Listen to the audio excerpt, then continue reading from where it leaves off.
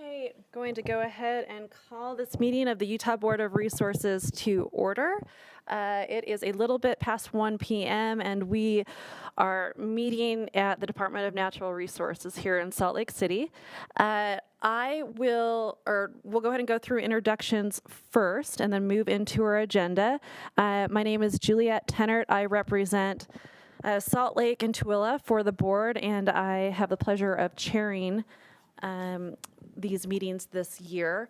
I will note that our board member Brian Steed will be here shortly. Randy Crozier, our board member Randy Crozier, is working on connecting to the meeting right now, so we will excuse them temporarily while they work to join our meeting, and then we will excuse Spencer Jones.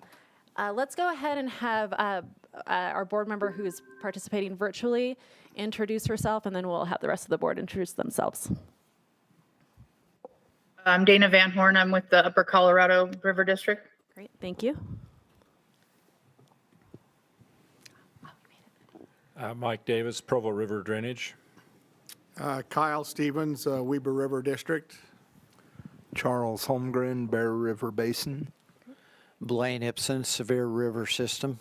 All right, and it looks like Randy was able to join. Randy, could you introduce yourself, please?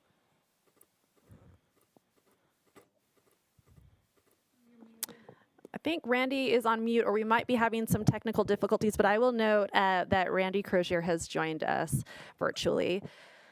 Candace, our director, will you please state for the record those who are in attendance with the division? Great, thank you, Madam Chair. With us today, we have Joel Williams, Shalane DiBernardi, Marisa Egbert, Ani Baynard's online, Ethan Stayner, Bradley Caldwell, Carly Payne. Shannon is taking minutes for us. Thank you, Shannon. And then we have our awesome AV team behind the curtain, Paul Gedge and Seth Majors. All right, thank you very much.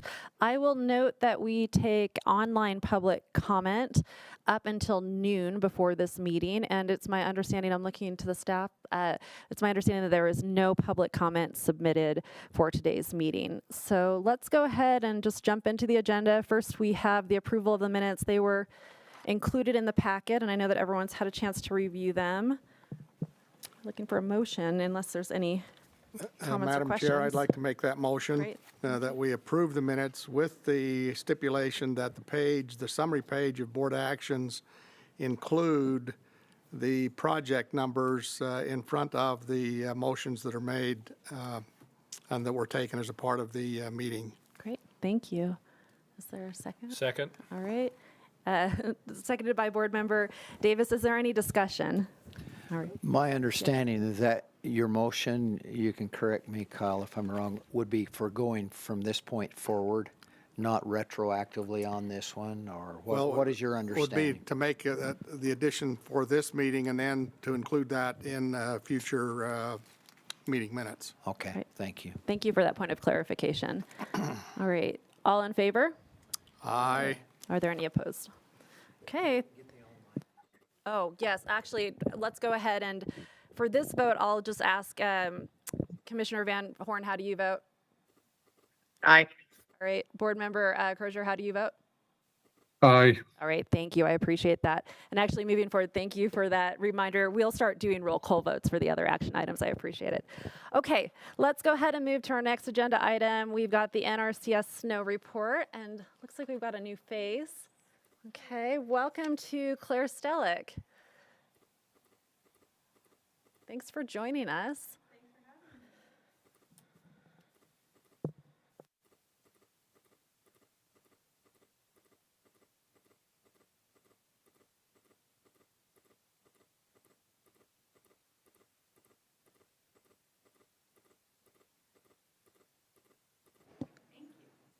Can you hear me?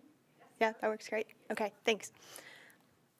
Hi, I'm Claire Stellick. I'm a hydrologist with the Utah Snow Survey for NRCS, and I'm going to be walking you through the snowpack and water supply update instead of Jordan Clayton this month. So we'll go ahead and start with the most recent storm. So this year we have had above median snowpack, and so this storm added to that. the weather or the storm crossed the entire state. The majority of the impact, though, was seen in the central Wasatch. You can see that in this figure. All of the blue dots, or all of the dots, represent SNOTEL sites, and then the ones in blue received 2 to 5.5 inches of new snow water equivalent. In the central mountains, unfortunately, it's not showing very well, but we did see up to 0.7 increase in SWE, and then in the southeast, we saw about an inch. Unfortunately, the southwestern region did not get any new snow water equivalents. They just received rain. And so this is just going to add to our already great snowpack this year and continue on, extend the duration of the snowpack meltout. So we'll go ahead and take a look at the snow water equivalence plot. So the black line represents this current water year. So you can see the really steep spike, and that was the most recent storm that we had. Once again, reminding everyone that the green line is the median. So prior to that, we were towing the line, the median line, but this then boosted us again, and so fortunately, I believe this will extend our snowpack. Additionally, I just decided to add in a few other comparison years there. So in purple is the historic snowpack of last year, 2023, and then a sub-median year, 2021 below that. And we peaked for this year SWE on April 2nd at 131% of normal. And then currently, as of yesterday, we're at 159% of normal with that last storm. So we'll go ahead and convey this information via basin. So all basins in the state are near or above median snow water equivalents. You can see on the map all of the polygons that are colored represent the average, the median percent over 30-year time from 91 to 2020. All of the blue there is great, showing far above 100%. There are a few that are near or below, or just below 97%. So we're doing great. And then once again, all the little dots are SNOTEL sites and their individual conditions. There are a few nuances to this. So you can see that in the southeast, in southeast Utah, it's grayed out. That's not because there's no snow there. That's because there's no singular site that has been there for 30 years that still has snow. So there's no way that we can compare that to the record. So just to be clear, there is still snow there. And then one other nuance is the Escalante Pariah says 415%. Just to be clear, currently it's 4.2 inches of SWE, and so compared to the median, which is a half of an inch, that's where we get that from.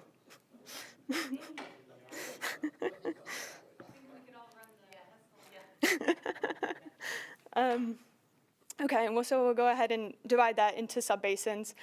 So once again, most subbasins are doing great at normal or above, with the only exception being the northwest corner, Ashley, Big Brush, and Sheep. We'll go ahead and move into precipitation.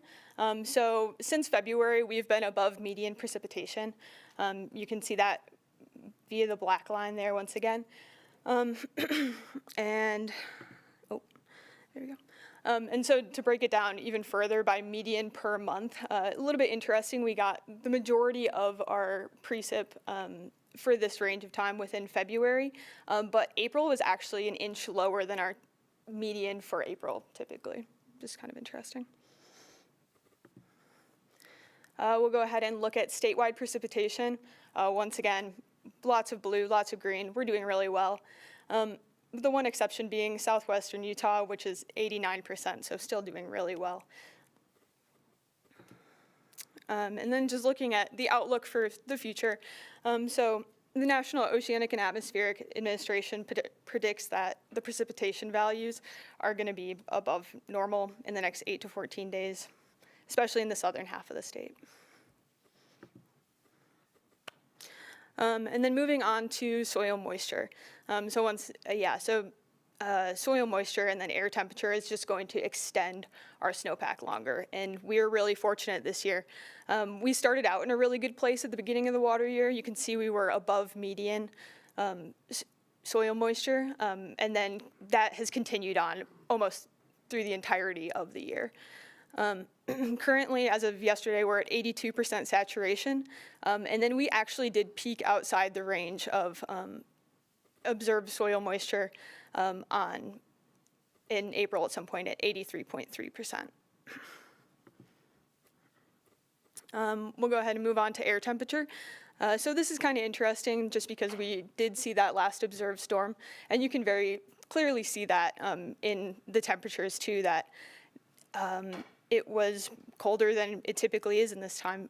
Yeah, so since April 25th, it's been colder, and so once again, that's going to extend, that extended the snowpack and created more snow. We'll just take a look at the outlook for temperature.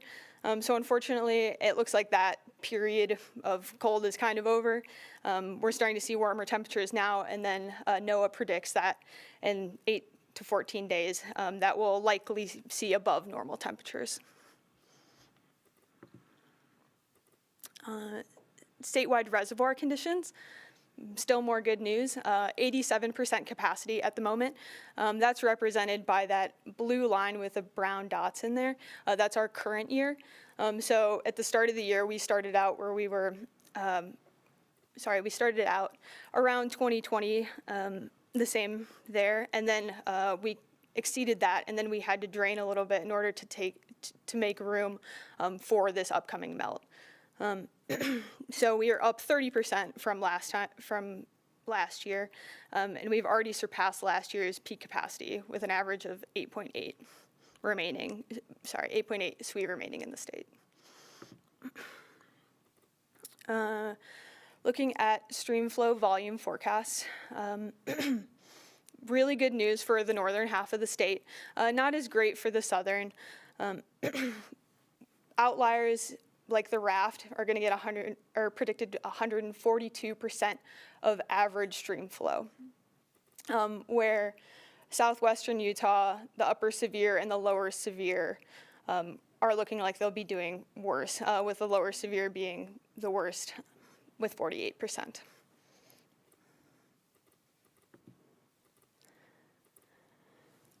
We'll look at this runoff duration hydrograph published by the USGS. So the black line is the observed runoff. And you can kind of see this is over a period of 3 years, right? From 2022 to 2024. It's been really variable. So 2022 being a below normal year, 2023 being above. And then this year we've been fortunate to be in normal runoff conditions. I don't know what will happen next, but considering the fact that we have reservoirs full and soil moisture is exceptional, I think that, yeah, we'll have a very efficient runoff year.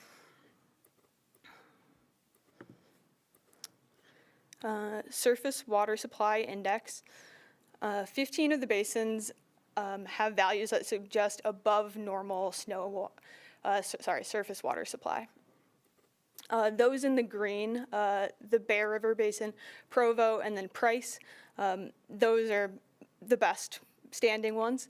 And then unfortunately the lower severe is the lowest one with 29 percentile for that.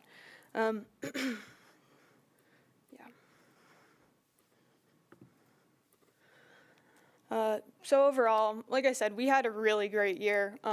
We have great reservoir storage. We have above median SWE precipitation and soil moisture. And then most basins in Utah are forecasted to receive above average stream flow volumes.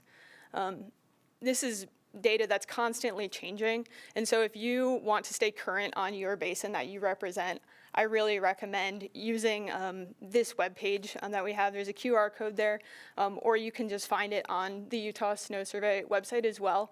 And this will be like a one-stop shop where you can just click on it and you'll be able to access all these graphs on one page. So it's a lot easier to navigate than some of the other ones, and it can help you in your decision making. That is the material I have for you. If you have any questions or clarifications on any of the slides I went through, some of that went through pretty fast, let me know. All right, well, thank you very much, and thank you for providing us with that resource that we can track and keep Yeah. up to date with. Are there Absolutely. questions from the board, comments from the board? Madam Yeah. Chair, just a comment, and it's away from Claire Stellick's report, but I've found, and maybe it's been there for decades, I don't know, but the Division of Water Resources has all the reservoirs within the state of significance.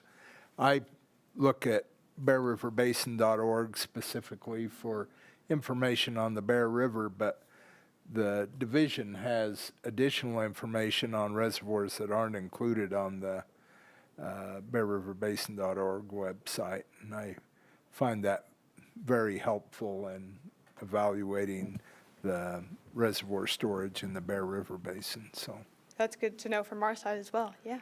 yes. Awesome. Thank you. Other questions? Yeah. Just a comment that you can tell Jordan that he's out of a job. You're welcome to come back anytime, especially if it's good news. All right. That's right. That's right. I was Sounds going to good. say, I would think that Jordan would like maybe want to give these and maybe send you for the others, but this is a good one to give, right? Thank you Yeah, very right? much. Yeah. Thanks much. Well, we appreciate all the work you do. Thank you so Yeah. much for joining us. All right, well, let's go ahead and move on over into the next part of our agenda. As we go there, we've got a couple of action items, and I will note that Brian Steed, our board member, has joined us.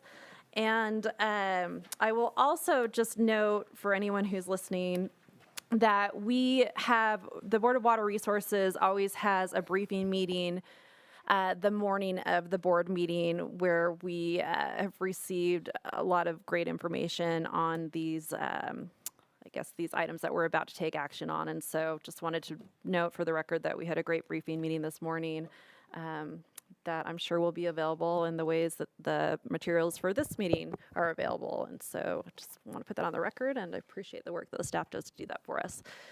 So we'll move into the first feasibility report, which is RE 476, King Irrigation Company. This is in Charles Holmgren's area, and Ethan Stayner is going to be giving the report. So we will just turn the time over to Ethan.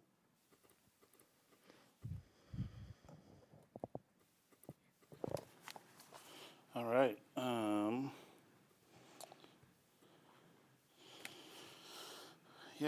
So King Irrigation Company. Here's the map we're looking at. You can see they have. Excuse me. So we're located in Benson, kind of near Logan, northwest of Logan, and I should note that online we should have from Sunrise, Steve Wood, the engineer, and Jason Hardman, and then Lynn Egley, the King Irrigation president, should be online as well. So this is the first time they've applied for funding from the board, and there's 2 existing pump houses. Sorry, I'm just finding my place here. And so, as we talked about, there were 2 companies, King Irrigation and Reese Clark, that are combining. And I've actually, since the briefing meeting, been on the phone with Steve Wood and clarified that Lynn is the president and can speak for both companies. And they're currently in the legal process of dissolving Reese Clark and making it all King Irrigation.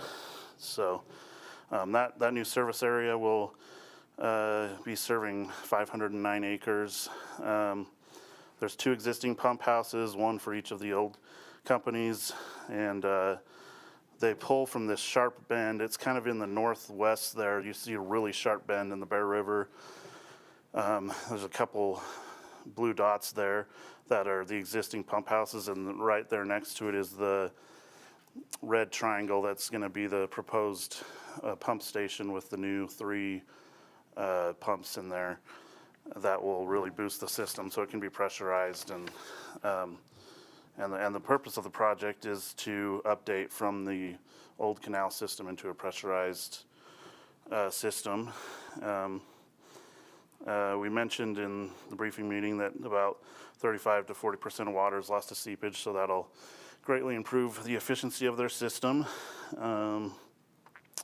One thing I didn't note that has been an issue in the past is a lot of sand gets pulled into that system and messes with their pumps and gets pulled into the system. And so they're going to kind of move their exact intake there and have a screening structure, and that'll help with that situation. And so they're going to replace 3 miles of canal with PVC pipe and as I already mentioned, the pump stations. And then you can see on here the proposed pipeline is the red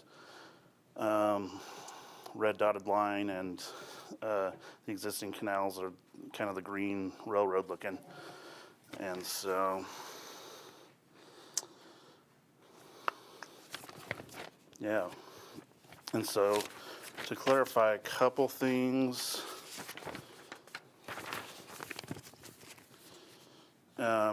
I did check the agreement we have on file for the UDOF grant they applied for. We only have the one for the first 500,000, but they have, I've been told, awarded the additional 750,000. So they should have 1.25 million from that particular grant, and they can speak to that more if they feel so inclined. And then I did want to go deep, explain the number, the 181 and the new sprinkler costs. How we kind of came to that is we kind of looked at the total area, kind of assuming that the shareholders would, all the shareholders would need new sprinklers through the course of this loan term. And so we looked at a couple of different shareholders, one who would be getting pivot, and we looked at their dollar per acre, and another who would be getting wheel lines, and we looked at their dollar per acre, and we kind of combined them looking at how much area would be getting, and Sunrise provided us this map, which areas would be getting pivot, which would be getting wheel lines, and we kind of did a weighted average of what the cost would be over the full service area in purple here. And so that's how we ended up coming up with a principal cost in order to get new sprinklers for the whole area. It would be about 2.2 million, and then that's how, using the loan terms from the UDAF website, 2.75% in 15 years, that's how we got to the 181 annual cost that, which actually helps them reduce, or I should say increase the amount of years that they have to pay back and reduce their payment. And another thing along with that, in the call I just had with the engineer, Steve Wood, they were hoping to get more years to pay it back. So so I told them this isn't committal, this is just authorization. And so things could change before committal if we'll look at the numbers again, and can't promise one way or other if we can get to the terms they want, but I told them we'd look at it again. So numbers could change before committal from what we're authorizing today. So I just wanted to put that out there as well. I think that, oh yeah, I put some photos in here.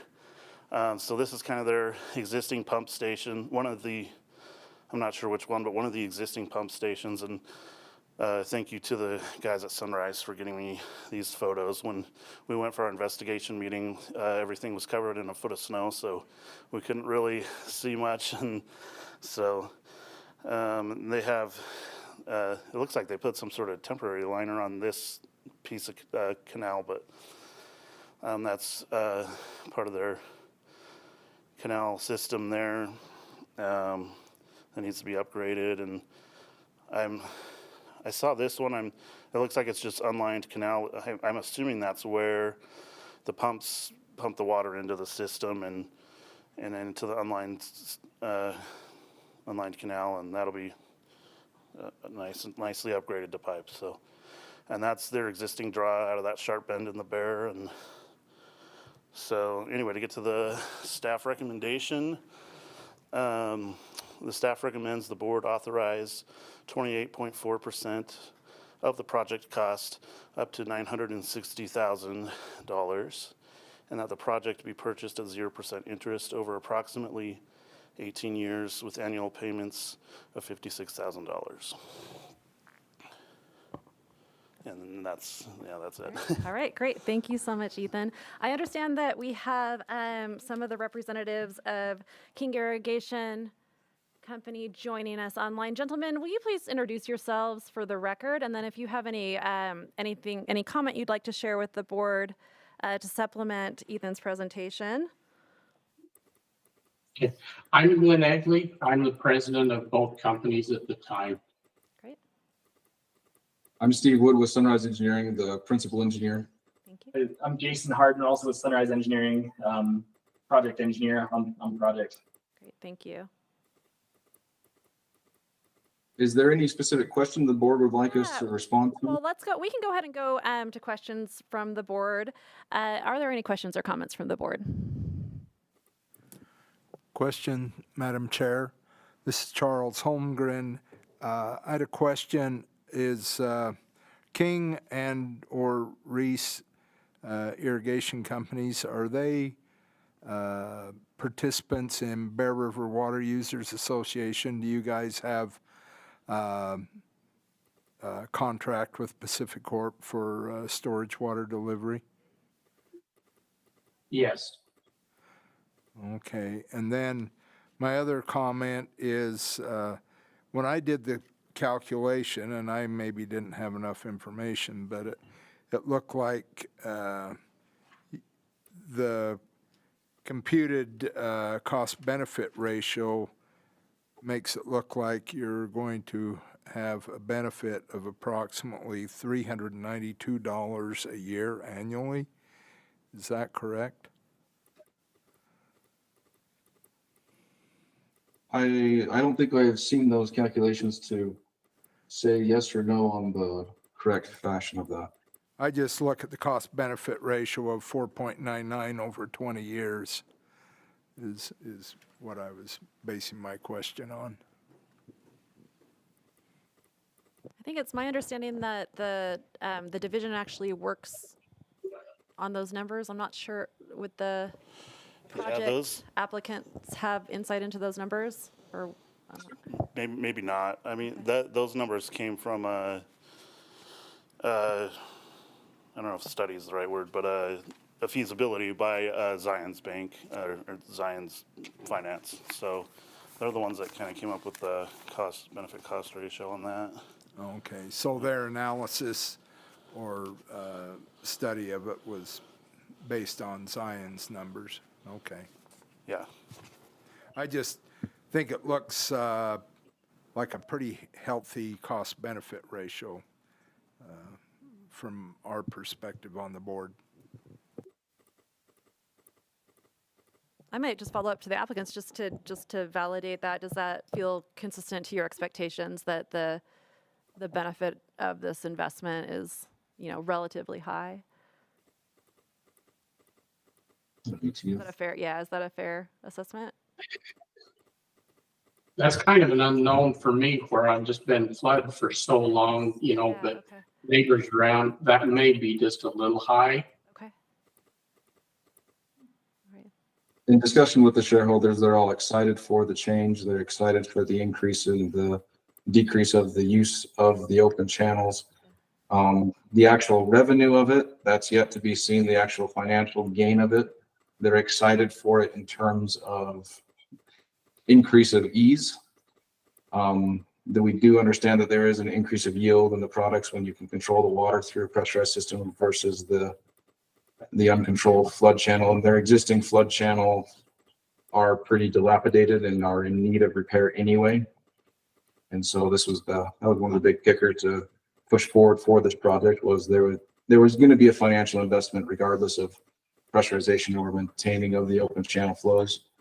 And so they decided to make that jump to combine the two companies and to go full pressurization together. So they're expecting an increase of profit from just an increase of yield, but what the complete degree of this, there's still a question of it. The biggest reason is the reduction in maintenance, which has been not represented in an annual share, but they all just kind of pitch in with effort when needed. And so they're excited for the decrease of, how do you say it, ongoing maintenance. Yeah. So I think that's the biggest benefit, is just the simplification, as well as the decrease of the maintenance of the open channels, as that has been a small nightmare for them over these years. Thank you.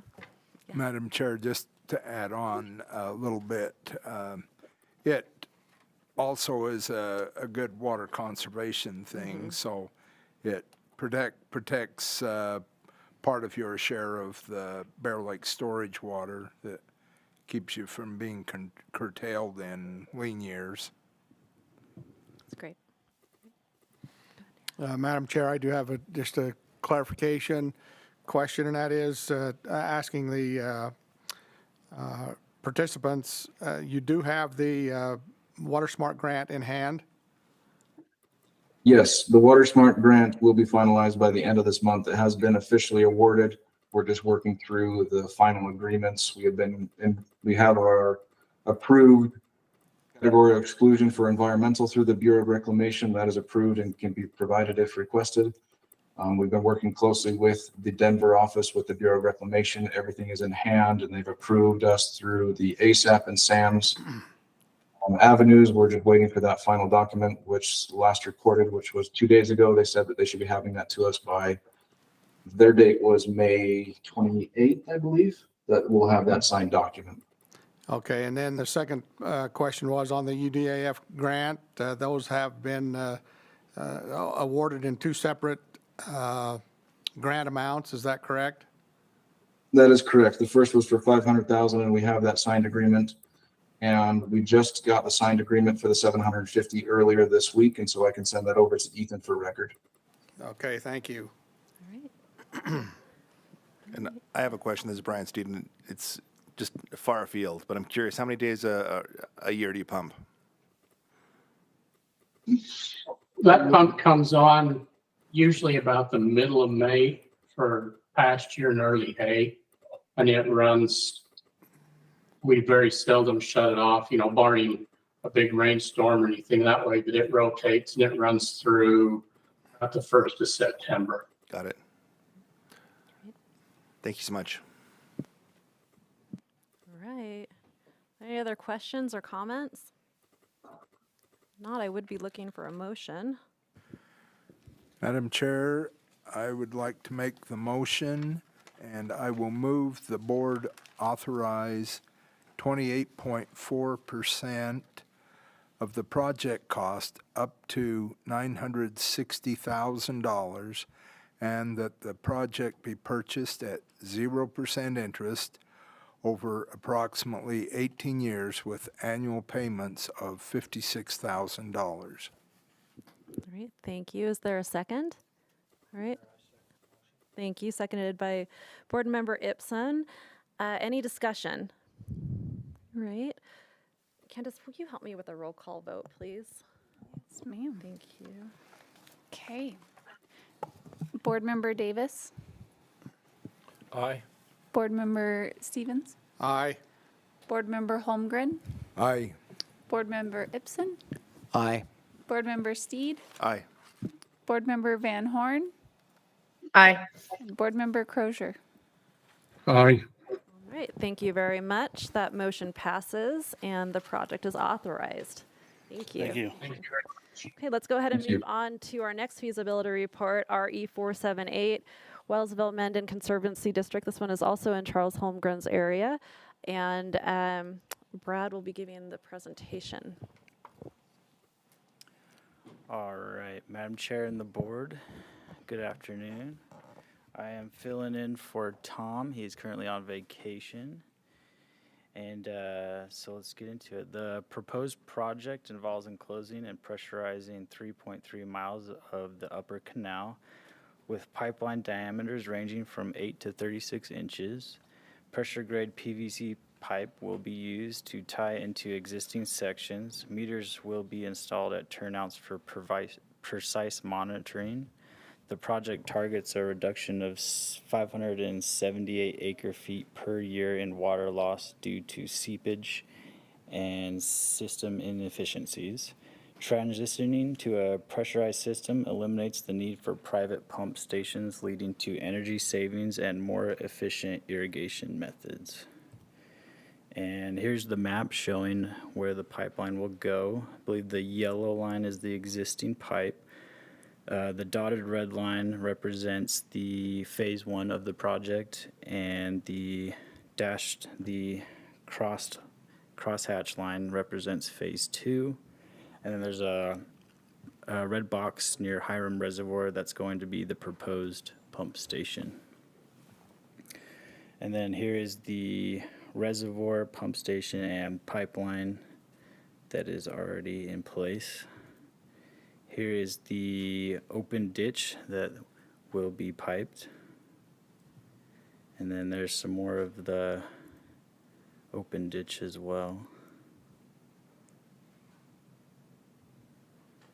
All right, and then so the staff recommends the board authorize 44.4% of the project cost up to $1,393,000, and that the bonded indebtedness to be returned at 1.38% interest over 15 years with annual payments of approximately $111,000, which includes reserves.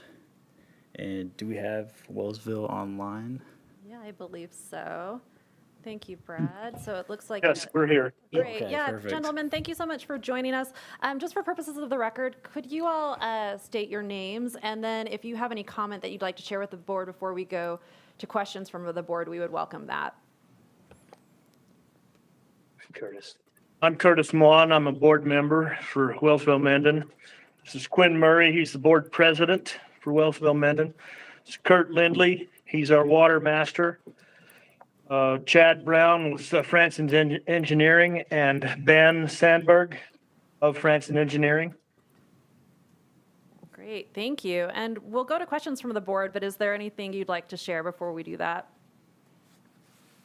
Yes, we are experiencing, well, we're looking at a 15-year payback for this loan if you approve it. We've got a couple of other large projects in the works for the next few years, and it would really help our situation if we could extend the term of this loan to 20 years, a 20-year payback term. And that would help us generate, or help us in the generation of funds for these other projects as well. All right. Lower payment. All right. All right, thank you very much. We'll consider that request. We had a bit of discussion about this during our briefing meeting, and we'll just kind of continue that there. But why don't we go to the board for any questions? Madam Chair, this is Charles Holmgren. I was reviewing your cost-benefit ratio, and it appeared to me, and maybe I didn't have all the necessary information, but that you were getting about a $386 per year benefit from this project. And so it looks like a pretty decent payback for you. Additionally, when we analyzed some of your existing loans and things, that this project probably wouldn't require its first payback for another 3 years, and one of your previous projects will be paid off by then. So That's correct. we're looking at the cost-benefit ratio and the payback of previous loans, or payout of previous loans. So Charles, if I can ask a quick question. So you're saying after that loan that would be paid off in 2026, that this loan would then start after that, is that correct? Well, based on your, schedule that you provided us, that's what it looks like.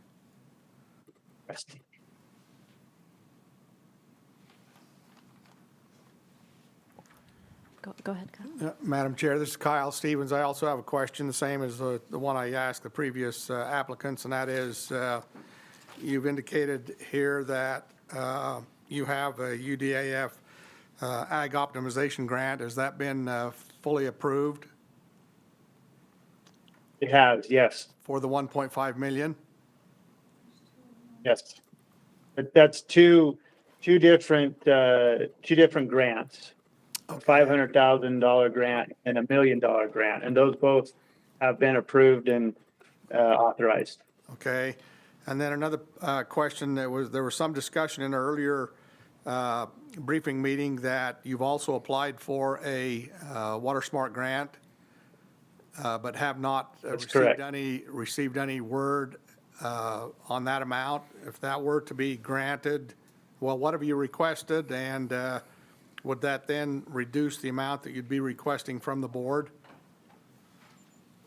It would reduce what is being asked from the board. The district has decided that even if they don't get the Water Smart grant, that the project is one that they want to proceed with. And so that's why the request that has been presented at this point is for that full amount. And as we've been working with staff, the thought is we should know before the August board meeting, when our assumption would be where the funding would be committed, we would know at that point. And Tom has been in contact with us and has requested that we make sure that we keep him in the loop as we get that or hear back on that grant. And what was the amount of that grant that you're seeking? It was two. Yeah. We did the small project and the medium project. The small was capped at 500,000. The medium was 1.74 million. Right. 1.3 was it? 1.28. So if maybe it was that. I may have had some number, but if both of those it was over $1 million. Okay, if both of those were approved, then that would reduce substantially the amount that you'd be seeking from the board? Yeah, they'll only approve one of the applications. So you can apply for two different, because they have differing funding brackets. So it would either be 500,000 or that 1.3 million. It wouldn't be both of those, but yes, you're right. It would reduce the ask from the board in the loan amount. Okay, thank you for that clarification. Gentlemen, in your request for consideration of a longer loan term, you've mentioned several large projects coming up. Could you give us some details on those projects, like the magnitude of the size, the timing of the financing, where you're planning on, like, financing, what the financing sources for those items would be? You want to cover that? I'll tell you why I'm asking that question. I'm a little bit nervous, and I'm just speaking. Now I'm not speaking as a chair. I'm just speaking as a board member. I'm a little bit nervous about granting a longer term kind of on the fly without some of that information. But I think it would just be helpful if you do have some of it that could be helpful as we. So we did provide some more information to Tom. So the district received their water from Hiram Reservoir, which is a Bureau of Reclamation dam. And the Bureau of Reclamation is looking at a project for the replacement of the spillway. And the Wellsville-Mendon Conservation District is part of the South Cache Water Users, who is the contracted local entity. And they will be responsible for 25%, or is it 15% of what is being estimated right now by the Bureau of Reclamation as an $80 million spillway replacement. And so they will be responsible for 15% of that. The other project that they're looking at is we are working on a PL 566 project with the NRCS and looking to pipe their lower canal. We are still working through the cost estimate for that piping project. But that would be, we're estimating, $30 million. And that's just a high level. We said we're in the process of working through that environmental impact statement right now. And so those are the two major projects that the district is looking at and going to be responsible to help pay for. Thank you. And I might be naive in this question, but would those be projects that you'd be looking for the Board of Water Resources to participate in or support? So, yeah, the piping of the canal, yes, and I guess on the spillway project. No. What? No. Okay. No, because the Bureau will fund the 15% on the project at the reservoir. But it'll be a loan with the Bureau of Reclamation. Correct. So, yeah. Yeah, thank you very much. Our director has some additional information. Just a reminder, thank you, Madam Chair. Just a reminder to the board, in the 2023 legislative session, the legislature appropriated $5 million for Hiram Dam for this project, the spillway project. So I think we have completed or in the process of completing a contract with South Cache for that. So that, just to give you context, that there has been some money provided by the legislature to help meet that 15% cost share. All right, that's helpful. But on that particular one, then it's sounding like, I mean, as I'm kind of thinking about it, it would be there might be some potential of maybe being more flexible in board terms for a future project, but for that particular project, I'm hearing that we likely won't participate further in it because of those reasons. Is that right? Yeah, okay. Where the Bureau of Reclamation will likely do the financing for it, okay. But it will be less the money that was appropriated by the legislature. Okay. Perfect. Thank you for those clarifications. Other questions or comments? Madam Chair, Charles Holmgren again. Just some observations we had in the briefing meeting were that I believe the board is comfortable with going forward with a 15-year payback today, and until we get closer to committal of funds, we can amend that agreement at that point. And at that point, we will have a better idea if you have your Water Smart grant in hand, and then that could change the complexion of the calculation on the payback. Additionally, going out on your future larger projects, it might be more appropriate to extend those years out to make it more affordable for Wellsville-Mendon than to do it with this project today. Thank you. Are there any other questions or comments?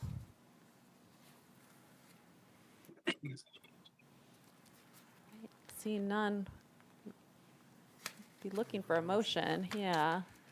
Madam Chair, I will move that the board authorize 44.4% of the project cost up to $1,393,000, and that the bonded indebtedness be returned at 1.38% interest over 15 years with annual payments of approximately $111,000, including reserves. Great, thank you. Is there a second?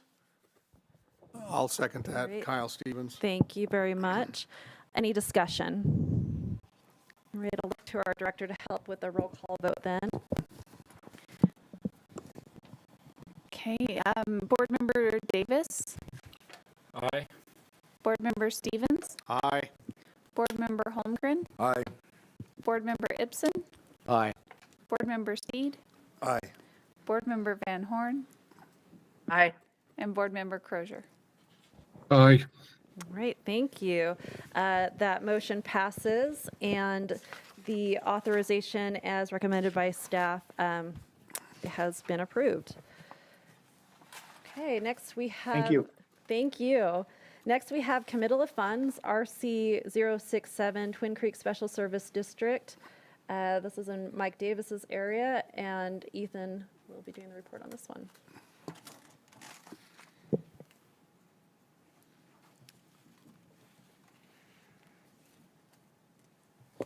All right. Yeah, Twin Creeks Special Service District. It's looking to upgrade Jones Dam. It's been one that's been in need of repair for a while, but thankfully got on the list from the Dam Safety Office and Water Rights, and now they're getting an opportunity to do some upgrades with a dam safety grant here. So just a little bit about the district. Well, let's see, the project 9 miles east of Heber City in Wasatch County.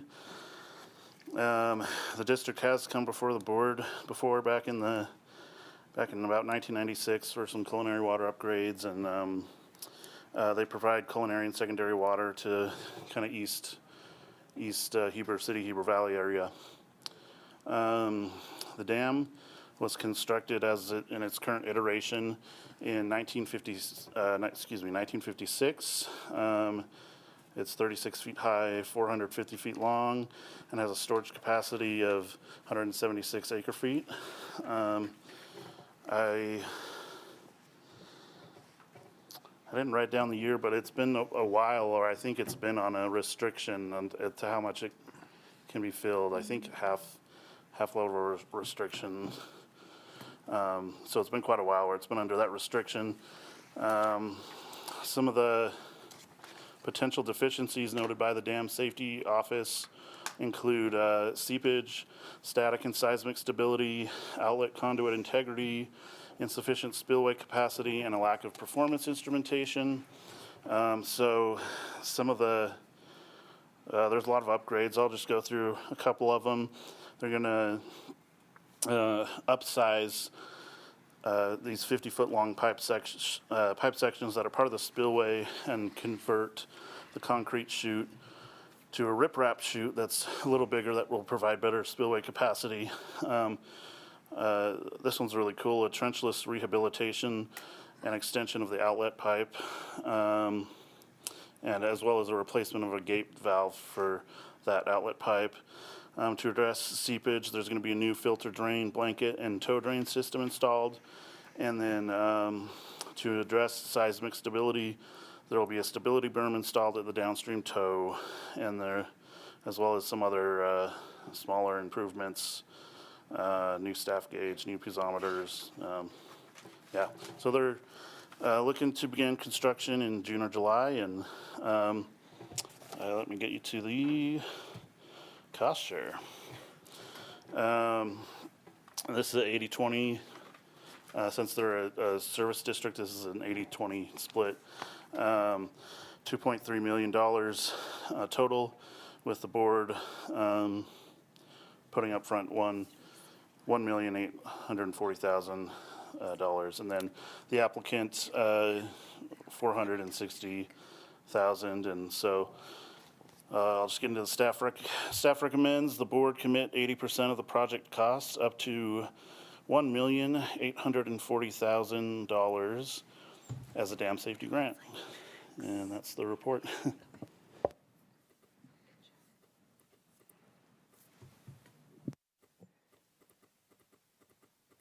right, well, thank you very much. We don't require the applicants to be present for committal of funds. However, we do think that a representative of the service district might be online. Is that so? That is correct. This is Max Covey, the general manager for Twin Creek Special Service District. All right, thank you for joining us, Mr. Covey. We're going to go to questions from the board, but before we do that, is there anything that you'd like to share? Just one thing to answer a question that Ethan raised. So this particular dam was placed on a half-bill order in 2007. Okay, great. Thank you. All right. Are there any questions or comments from the board? Madam Chair, I have a question. Mike Davis here. Do you have the means set in place to for your cost share portion, the $460,000? Yes, so that portion is going to has been budgeted and is going to come out of our capital replacement and reserves to meet our obligation of the $460,000. Thank you. Any other questions or comments? Looking for a motion if not. Madam Chair, I'd like to make a motion. I move the board commit 80% of the project cost up to $1,840,000 as a dam safety grant.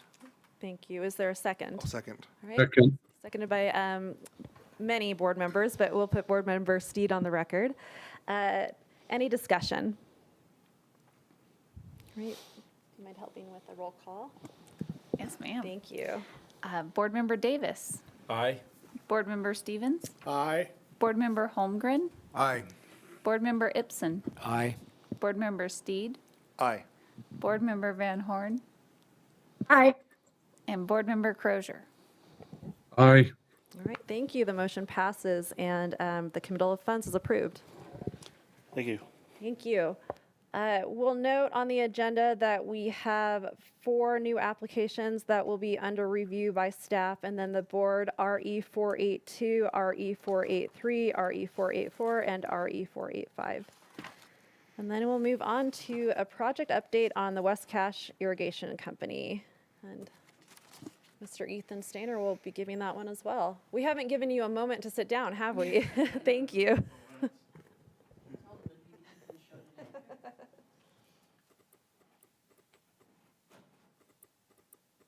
Yeah, Ethan, you're almost a one-man band today. That's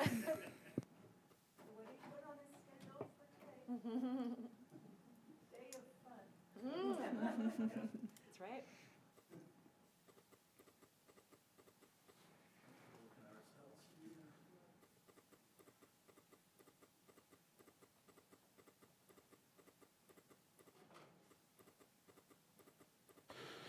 All right, so we'll get to the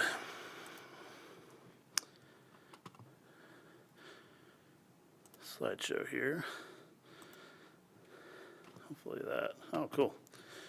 Okay, so I got a lot of pretty neat pictures in here, so I'm excited about this. So if you remember last board meeting down in St. George, we had authorization for West Cache Irrigation Company. They had several landslides over the last year occur and kind of impacted their canal there. And so we went up in February and checked it out and saw a massive amount of earth, and we're restricted to looking at the one landslide spot, but we were able to go back in April and look at all of them and see the updates, and even took a couple people from the division up there to check it out, and so it was a good learning experience. So here's the and yeah, okay, sorry. Here's the map. We can see, if I can get my mouse working, there we go. The diversion up here in the northeast there from the Bear River. This is the Bear River Valley, and this is actually up, if you remember, in Franklin County, Idaho, just north of Preston. So why are we up in Idaho? This canal that diverts from here in the Bear River follows kind of the Bear River and the Bear River Valley down and out to the west, and then curves down into Utah. And everybody that uses this water in this canal right here is Utah based, and part of, oops, I didn't want to do that yet, is Utah based, and so part of the West Cache Irrigation Company. And so you can see these landslides all happening up in Idaho. It impacts all of the shareholders, so it was kind of an emergency situation. Let's get them some help and get this excavated and out of the way. So I'll just go back and show the photos we showed at the time from this. There's some drone photos that were taken by the irrigation company back in February. And so we showed these, but we'll just go back so you can kind of see what changed. And so this is landslide area number 1. This was the most, if we go back, this is the big one, the yellow one. You can see, hopefully see, there's a little blue, that's number 2, and a little red, that's number 3. The smaller ones are due, and I'm not a geologist, so I'm sorry if I get the wrong terms, but are due more to like the slope being unstable and kind of a steeper slope. And but this number 1 here in the yellow, not that steep of a slope. It was more due to, we had a lot of snow up there, and then there was, I believe, and I'm going to hopefully be able to show a video, but I believe it was a 2-inch rainstorm maybe. I hope I'm remembering that right. That just kind of saturated that slope, and it completely liquefied, and I'll show you some of the cuts that were made out of the top of the slope here, and kind of this upper right. Doesn't show them so well in this picture, but so this is kind of the mass of, I think at one point I heard 13 acres of land covered by this mud. So this is another view. That previous one was looking to the west. This is kind of looking more north. This is as it kind of originally happened, and the ground was still saturated. This is a photo I took, kind of sitting on top of the canal, and you can see it completely filled in with the mud debris, and so that's landslide area number 1. Number 2, some more drone footage from the irrigation company. So you can, you can kind of see, hopefully in there, that that's where it kind of impacted the canal. And you can see out here, they've had issues with this area before and have had to move soil out there, out of the way of their canal, so it doesn't impact them. And so this is a huge problem area, both number 2 and number 3, because of some of the unstable slopes and material. And that's kind of another view from their original drone footage there that kind of shows it a little better where it's impacted, and very muddy. Here's number 3, just around the bend. This is probably, maybe I'll look at the map real quick. We're right there in red, so maybe just under 2 miles down from the diversion, and then kind of continues down. But we'll go back to number 3. So just around the bend, and that's where it failed. And we've got some pictures of kind of this whole area. You can tell they've had issues and landslides where it's been impacted, and you can see this mass of land that they've had to move out. And it's even, you got this water down here. That's kind of an offshoot of the Bear River, but it's part of the Bear River. Maybe if we look back at the map, we can kind of see that little bend. It's kind of hard to see, but there's like a little bend there and an island in the middle of the river. That's kind of what that is, where that gets impacted. And so now we'll show you kind of the progress that they've made, and they've made really quick progress. It was impressive when we went back up in April, and so Seth Majors actually came with us. He's a certified drone pilot and got some really awesome drone footage. So that's what some of these pictures are, and I'm hoping that I can show some videos too. And David Gunther from our office helped him out too with capturing some drone footage, and it was really cool. So when we went back up in April, it's kind of hard to tell from this distance, but it's kind of dried up quite a bit, or a lot. It's not so muddy. It's a little crustier up there, but and you can't really tell, but they've kind of cleared out the canal, and I'll have better photos that show that. And there's a little earthen bridge there where you can get equipment across, and so there it is again. There's this little yellow dot here. That's an excavator, to just kind of show the scale of how big this is.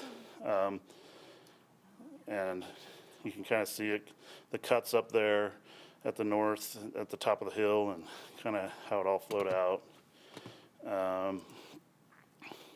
This kind of gets in closer to some of the cuts partway down. And I don't know if that's the right term, cuts, but where it kind of failed there. And then another one farther up at the top of the hill showing some of the massive cuts and where it failed and started flowing out. And so that's number one. Oh, we still got number one. We got this picture. Carl Egge, our geologist, kind of was up there climbing all around and exploring it. And I like this one because it kind of shows this is a low spot where a lot of it's dried up and the water's kind of collected there, just kind of showing how much water was actually in this soil. But that was kind of hard to tell the scale. But this one's an interesting. That's the failure plane, I guess, at the top at the top of the hill there. And so just for scale, I believe that's Patrick from our office. I could be wrong.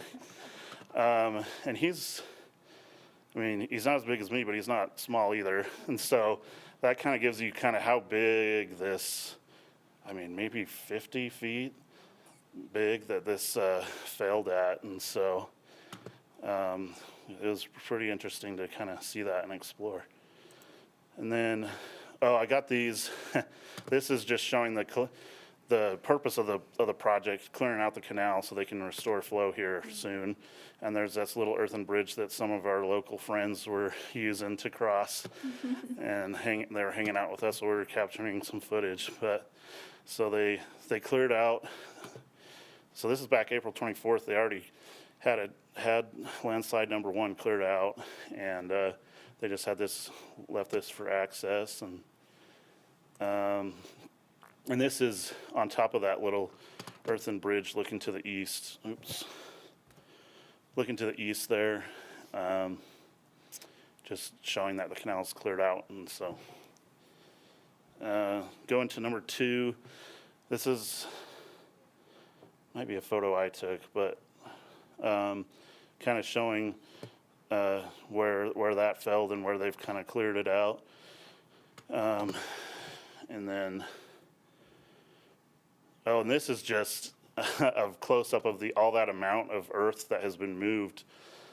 And I don't know how much of it is from the most recent landslide, but maybe just this top part where it kind of is right there, but from the most recent landslide. But they've definitely had struggles up there with landslides in the past. And so that's all the movement there. And that's looking at it looking more towards the northeast from another angle and seeing how the canal is cleared. So this is right at the bend. You can see kind of some cuts up there and where they've had issues before, and then you turn the corner, and that last little bit is what they were working on. So wow. I'm not sure, but I imagine they're probably done with the excavation, or we're very close, because that last little bit of number 3 is what they were working on April 24th. So, and then I got this one.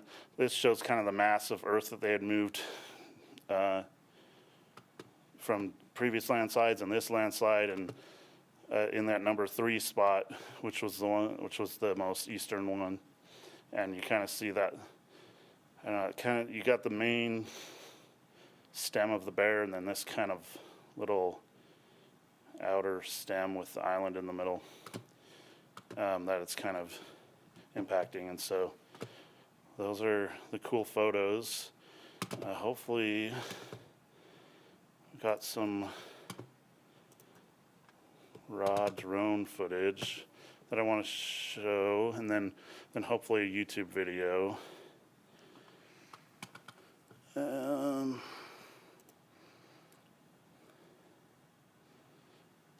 did we lose me?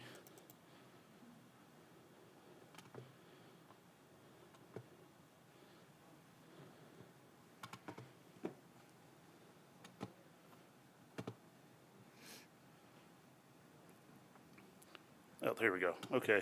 So this is number 2, and just oh,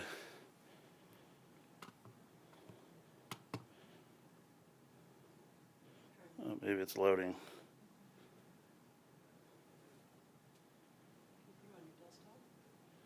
Oh, oh. Yeah. Oh.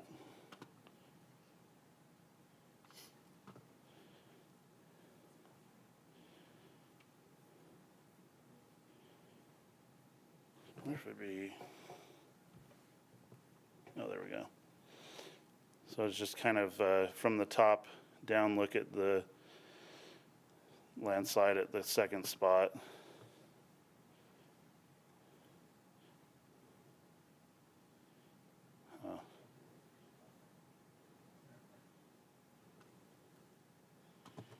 Verify.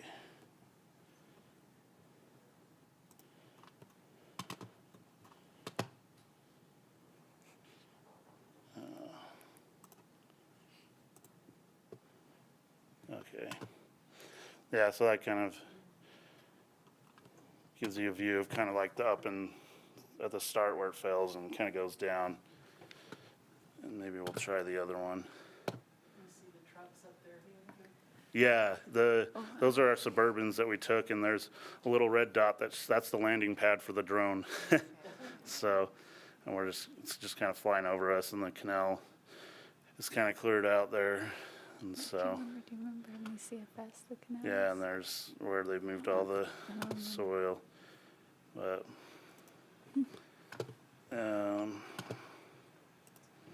Let's look at.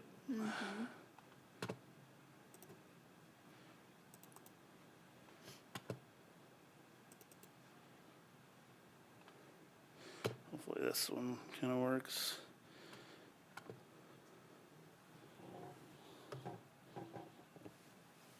Give it a second to load.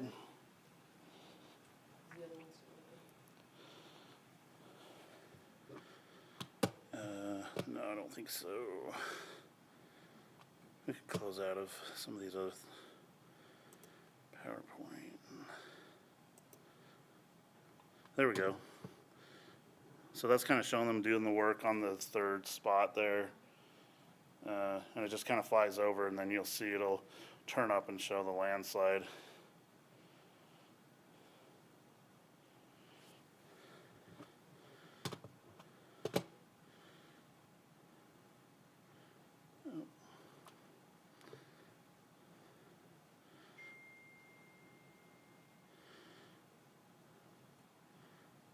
Oh, come on, 4 seconds.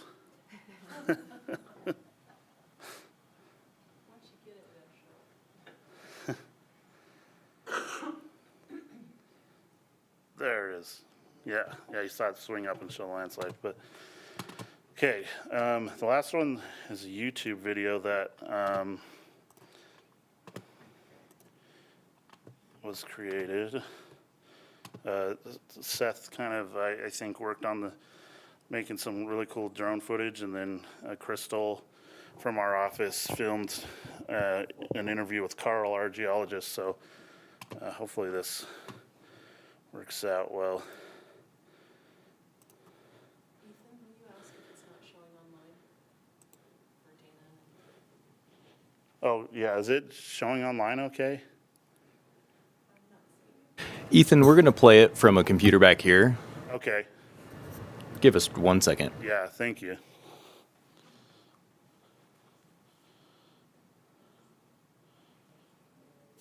Oh, it's also, oh, there we go.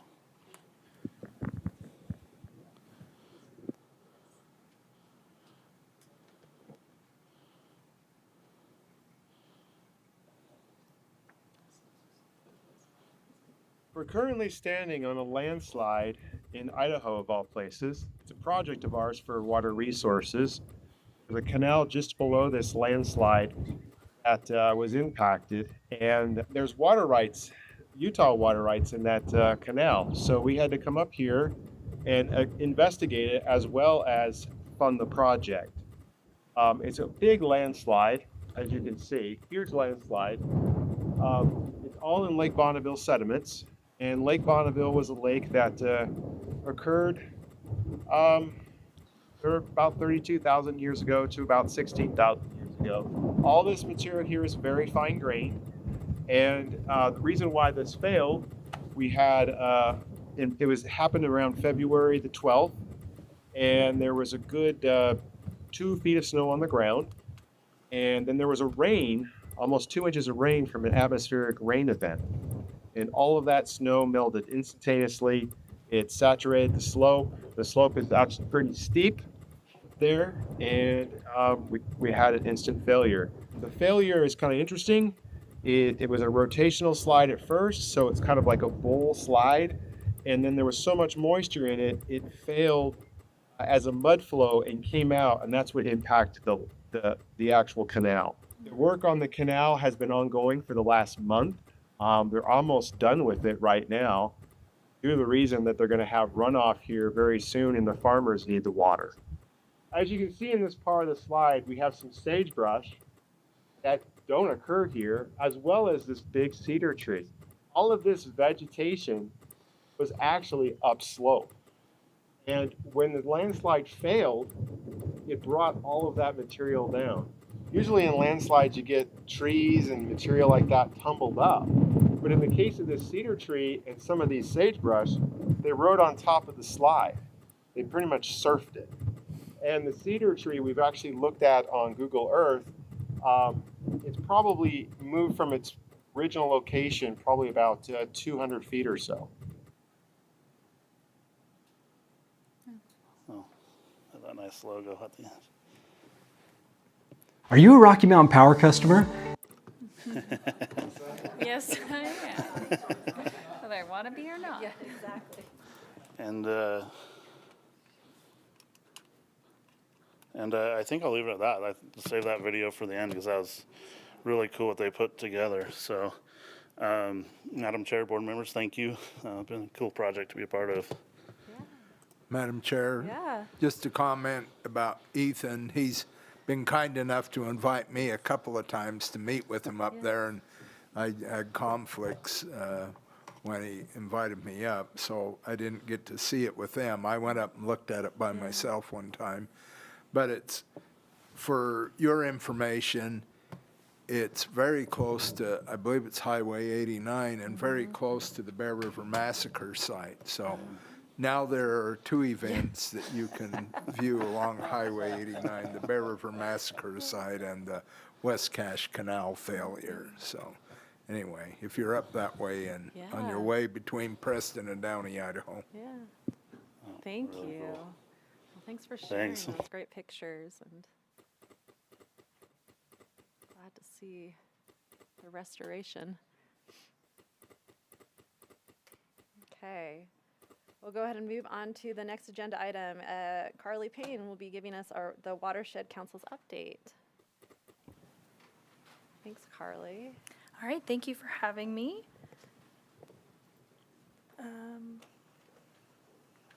Do I need to share this? Oh, there it is. Okay. All right, so I'm going to give you an update on the Watershed Councils.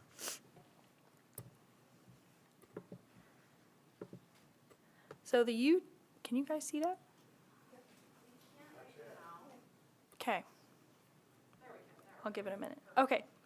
So the Utah Watersheds Council is our statewide council. It was formed over 2 years ago now, in January 2022. It recently got new officers, so we have a new chair who is Scott Paxman and a new vice chair who is Sterling Brown, and that's exciting.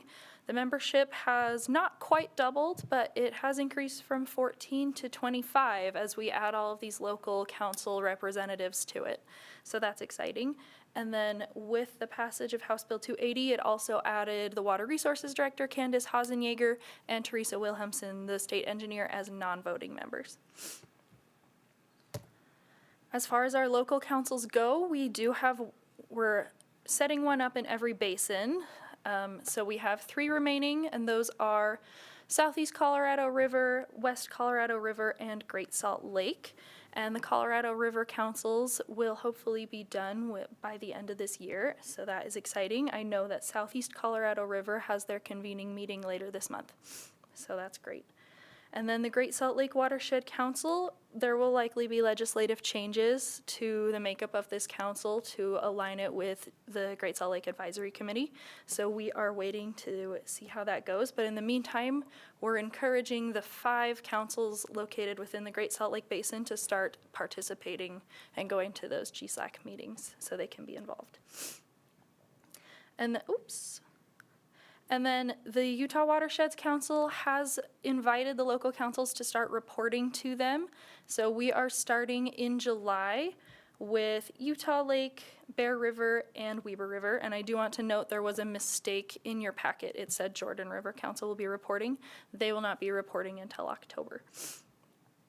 So that'll be great, and it will help them fulfill the legislative obligation that the state council has to update the legislature on the goings-on. There were some notable events this year, so I already briefly touched on House Bill 280. So it did add 2 new members to the statewide council, the Utah Watersheds Council. It also it has informed the Utah Watersheds Council that they will advise the Water Development Coordinating Council on that Unified Water Infrastructure Plan. And so that will be interesting to see how that plays out. They're also instructed to advise the State Water Plan, which the Division of Water Resources is in charge of preparing by the end of 2026. So we have just started getting to work on that, so we're still deciding how that will look. The effects of House Bill 280 on the local watershed councils, they were also informed that they will be advising the state water plan. So they'll be helping with the basin plan elements of the state water plan so that we have a better picture at the local scale of those basins. The bill also added a council seat for land use planning agencies on each local council that we're encouraging them to fill. And it just changed some language from local sponsor of reclamation projects to specify that is Bureau of Reclamation Projects. We did host the first cross-council event at Water Users in March, and I think a couple of you were able to attend, which was awesome. We had over 40 people attend. Candace Hasenjager spoke on the Watershed Council's involvement with the state water plan and the importance of hearing the challenges and issues that are affecting those local basins. And then the chair of the statewide council, Scott Paxman, spoke on sort of his experience and the importance of bringing stakeholders together and how well these councils are positioned to do that. And then we heard a quick update on the remaining local councils being formed and a recap of House Bill 280. Then we just gave the rest of the time for networking because our real purpose with this event was to help these councils feel like they're part of something and realize they're not just on their own, they have our support, and there are other councils who are doing the exact same thing. So I think it was a success. We had great feedback, and we want to be able to keep hosting events like that as we can. And then lastly, I was hired last month as the Watershed Council's coordinator, which is exciting. It's something the division has been waiting to do because we've had the Langdon Group helping set up the councils. So as we're finishing up with our contract with the Langdon Group, I'm now getting ready to switch over and take on that support role so that the councils still have that support. And I am officially housed under Rachel Shilton in the River Basin Planning section, but still working closely with Todd Stoneley. Moving forward, I'm planning to create a Watershed Council strategic plan, and I've already started a document to sort of give the councils direction in their first 2 years as they're figuring out what they're going to be, what they're going to do, help them find, a vision and a mission. So I'm hoping to get that released as soon as possible. And then, the strategic plan will also include things like some of these councils don't have the ability to have online meetings, so how can we assist with that and make sure that that's as smooth as possible?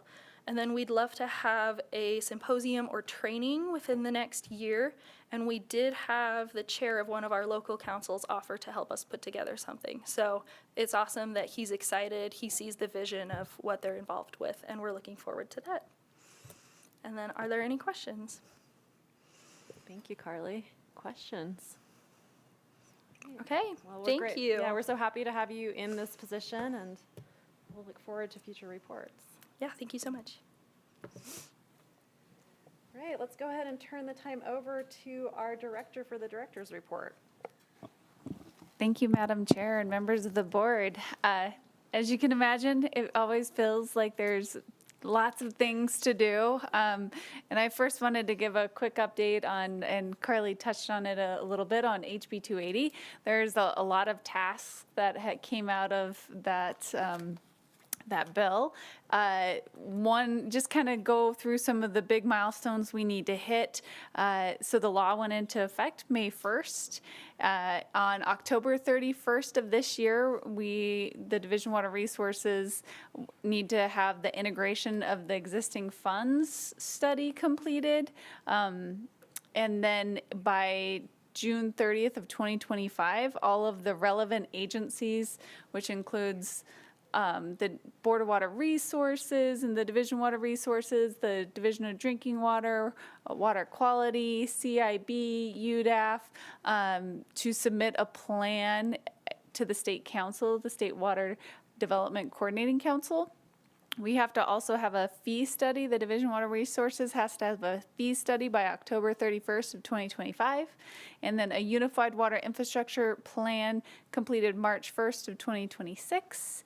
And then a ranking and prioritization of projects by July 1st of 2026. And then a state water plan by December 31st of 2026. So there is a lot to do. So just a quick update. We have begun the initial study of the existing funds. We created a work group out of the Water Development Coordinating Council and really kind of started with, okay, what are all of our funds? So we have this big kind of monster spreadsheet with all the different funds that we are collecting. And so it's a work in progress. We've drafted up and got approval kind of on the outline of this study, including an overview of the existing funds, status of funds, a discussion on the consolidation of funds and the degree of difficulty or consideration, like is it state, is it federal, and where it makes sense. One of the things that we've also discussed is, we've kind of gotten to this place where is it the chicken or the egg first, right? Where the process in which the Water Development Coordinating Council works and collaborates with the board, the existing boards, could impact the recommendations regarding consolidation. And so we are also working on kind of a process framework. Another benefit of doing kind of a process framework of how this all will work together is then we can hopefully get buy-in from legislative leadership and department leaderships, both in natural resources, Department of Environmental Quality, UDAF, as well as workforce services, to understand, like, do we all kind of agree on this framework? Is this going to meet the vision and the need? So that is also something that we're working on as part of this study. Another point in this study is the Water Development Coordinating Council makeup. How should it be made up? Right now, it's mainly all of the division directors, as well as the state treasurer, and then I should say division and like the CIB boards on their director, and Jim Bocut from the Division of Conservation and UDAF. And with 280, it also included a water conservancy district member to be on there from one of the big 4 districts. So the question is that the right makeup? But it kind of goes back to that framework question, is how does this all work together? So that's kind of our goal. And then really finish that study by coming up with recommendations. So I feel like we've made some really good progress so far.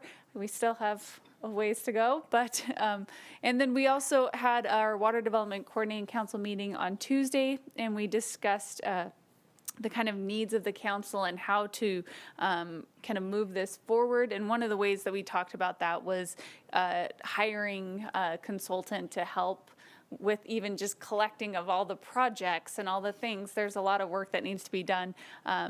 So that is, we got some kind of approval to do that, so we're going to work on a scope of work. I should also note that at the Division of Water Resources, I asked and then assigned Eric Dixon to help us be the project lead. He's worked on a lot of other big projects and is a little bit of a taskmaster, which is great because that's what we need to get this thing done and make sure that we hit the right timeline. So that's moving forward. Still lots of work to do.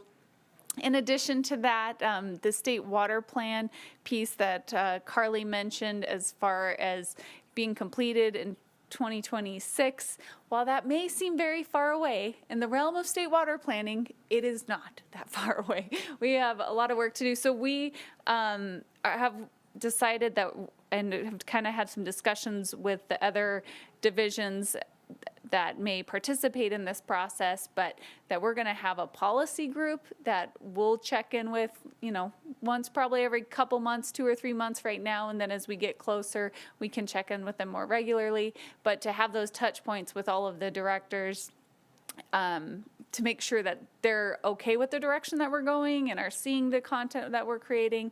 And then we're also asking that each of those agencies that were spelled out in HB 280 for us to engage with are assigning kind of a staff person for us to also work with. So we're trying to have a couple of touch points within each of the agencies for that coordination. And then we'll also work closely with the watershed councils to from the local level for their input, but also from the state watershed council perspective. Then a couple of other things. Next week we have a Growing Water Smart workshop, which is, we've talked about those before, but it's really focused on some of the area in Weber County. We'll actually be hosted up in Cache at the USU Maverick Center, right? Is that the stadium there? So that's exciting. But we have Roy, Bountiful, West Haven, West Point, and Hill Air Force Base that are going to be attending that this time. So that excited to see that go forward. We also, just as far as Great Salt Lake, a couple of items. I did just check the Great Salt Lake elevation. It's 4194.8 feet, which is the first time I've looked at it that it hasn't gone up. So I'm hopeful that there's still some more runoff coming and we'll bump it up a little bit more, or I was way off in my estimate on lake level projections. But we did finalize the Great Salt Lake Basin Integrated Plan work plan. So finished that, and now we're full steam ahead on all the projects that lists.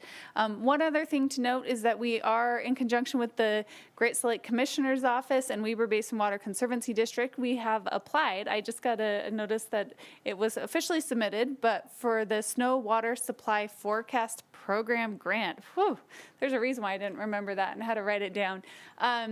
So this is an effort to do an airborne snow observatory pilot project in the Weber Basin area and trying to understand what the forecasting is. It's not like aliens flying over.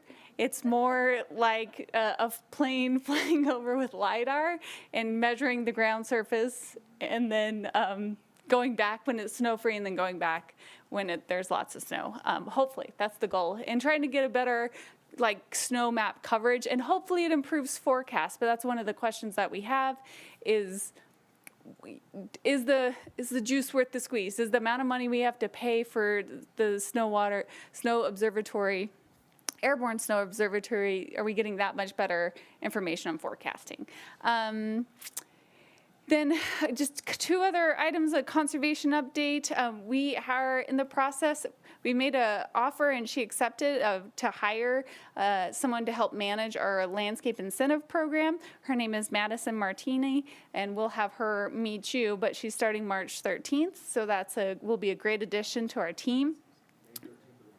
Oh, May 13th. Okay. It said March 13th, but that's not right. I was just going with it. I was just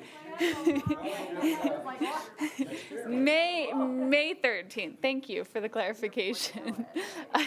And statewide, we've seen an increase in our landscaping incentive applications that are coming in, so that's really good. And we're also doing a lot of outreach events. This week, we've been at USU Farm Field Days. We also have Smithfield Health Days coming up, Sandy Spring Fair, Weaver Basin Garden Fair. So our team is getting out there trying to spread the word. And then lastly, I just wanted to give a shout out to Randy. He's hiding in the corner, actually behind the beam. We had a Bear River Commission meeting, and he was recognized for his years of service to the Bear River Commission. I don't know if anyone's communicated it to you, but he has kind of let us know that he's planning on retiring. And he also let the commission know, and so they wanted to recognize him. But just wanted you guys to know that he was recognized for his many years. 27 years, Randy? 20 years of service, 27 years of service for the Bear River Commission. So we're super excited for his long years of service and are grateful for him and grateful that he was recognized. So. What? I missed it. We can see him on the screen. Oh, good. Good. I can't see it. We can't see it up here. So good. I'm glad they found him. Okay. I think that's all I have for you, Madam Chair and members of the board. Well, thank you very much. And I mean, additional kudos to Randy, of course. And I don't know how I feel about some of this news though, so maybe I will just keep quiet for a little bit, but we always appreciate his support. Are there questions or comments from the team? Yeah, go ahead. I just thought of a question relative to one of the things you mentioned with House Bill 280, the ranking of water projects. What constitutes the list for projects to be ranked? So that's a great question, and that's one of the things that the Water Development Coordinating Council gets the opportunity to do, is to develop the ranking criteria. Also, I did notice, and I might have to go back to Representative Snyder, through all the many iterations of that bill, I think it passed finally on like Amendment 5, there was, I think, a drop off in one of the definitions as far as what constitute a water infrastructure project. That was defined at one point, but then I noticed it no longer is. So that may be something we want to go back and get clarified. But that ranking and prioritization process will have to come out and rule what that looks like. They'll throw everybody into the big pot, and then you have to rank them based on. Yeah, and that's the challenge. Person or not. Yeah, that is the challenge. If we can figure out, I mean, at the end of the day, a municipal project, depending on how big or small it is, compared to an agricultural project, they may never compete, right? People are always going to maybe put people first or rank that one first. And so does it fall into buckets? And this kind of gets into that chicken or the egg thing, is like coming up with this framework is really important for us to be able to know how that's going to be. So initially we're kind of talking about it being buckets, like you have municipal and ag and water, wastewater, stormwater, those type of things. But then it also gets into different scale. Like when you're talking about like big, huge water reuse projects in St. George, 600 million compared to a 2 million small drinking water project. Even there it gets tricky. So it's not going to be easy. Madam Chair, just to comment, one about Randy is, I guess I've been there for 27 years too on the Bear River Commission. because I remember when he started paying me. And, yeah. And so he's taken really good care of me while I've been on the Bear River Commission. But I'm really impressed that he got us a pay raise.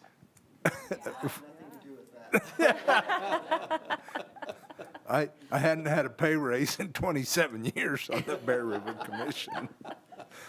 But anyway, and then Candace's comment about the Great Salt Lake not going up, and I think, you know, I look at the Bear River 3 or 4 times every day, and there are 3,500 cubic feet per second of water going into that lake, and I think, it can't not go up